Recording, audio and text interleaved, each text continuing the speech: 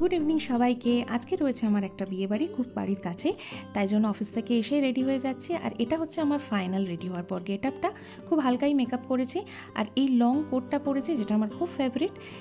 এটা আমার পাড়ার বাড়ির কাছেই, একদম পাড়ার ভেতরে বিয়েবাড়িটা, তাই জন্য বাড়ি থেকে বেরিয়েই এই আলোকসজ্জাটা দেখতে পেয়েছি, বিয়েবাড়ির ভাইবসটা। আর এটা পেরিয়ে পৌঁছে গেছি হচ্ছে ম্যারেজ হলের। এটা এন্ট্রান্সটা খুব সুন্দর সাজিয়েছে। এটা হচ্ছে বর বউ, আজকে তো রিসেপশন পার্টি, তাই রিসেপশন লুকে বউকে বেশ ভালো লাগছিল। এটা সব পাড়ার কাকিমারা এসেছে। আর এটা হচ্ছে বরের মা, বেশ ভালো সাজিয়েছে ওনাকেও। তো আর এটা হচ্ছে ম্যারেজ হলের নিচের দিকটা, যেখানে মকটেল কর্নার রয়েছে, স্ন্যাক্স কর্নার রয়েছে, অনেক ভালো ভালো আইটেমস ছিল। আর ওখানেই আমার ছোটোবেলাকার বন্ধুর সাথে দেখা, অনেকদিন পর আড্ডা হলো। ওনাদের খাওয়া দাওয়া খুব ভালো ছিল, ফ্রেন্ডস ক্যাটারার করেছিল।